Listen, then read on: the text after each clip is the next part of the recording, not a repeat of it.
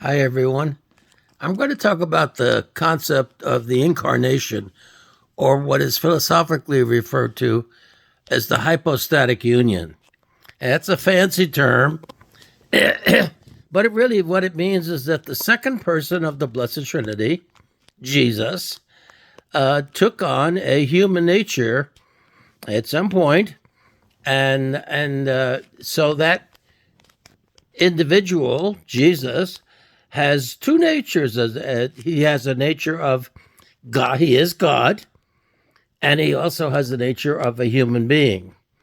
Now, we can twist our minds a little bit and say, well, how could this be? And when was God born as a little baby? Was he the baby Jesus God? Um, we know this. We know that Jesus was God and is God from all eternity. He is the Word, as Saint John describes him in his Gospel.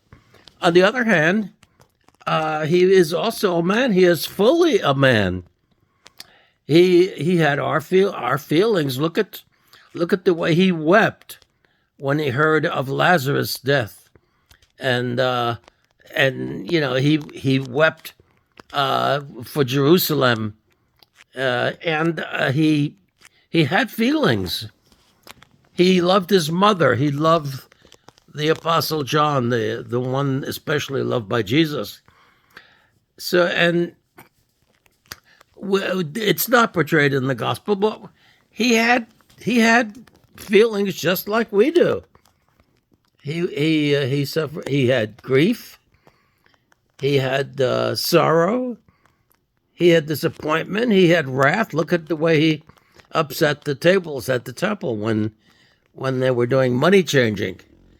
So Jesus was fully man, but he wasn't always man. Prior to the birth of Christ, prior to Christmas, the birth of the baby Jesus, he was just the second person of the Blessed Trinity.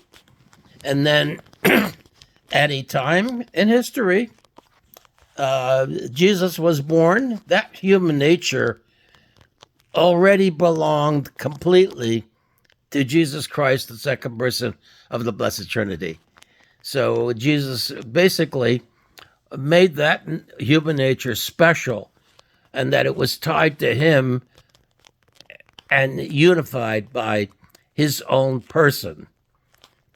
So it's fitting that Jesus, of course, was both a man and God, because if he was going to atone for the sin of Adam, which basically is his function in history, well, then he needs to be of the stature that can be accepted by God and it has to be somebody with a stature that is godlike, and so it's fitting that Jesus be God in that function, and also he has to represent mankind.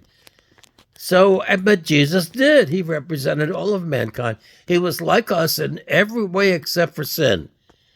And so Jesus was the perfect individual to atone for our sins. And he did so by his crucifixion, the sacrifice that he made on the cross for us. Again, don't lose any sleep. It's a twister. I admit it. Many of these mysteries are, but it's a symbol always of God's love for us, and we try to understand. Bye.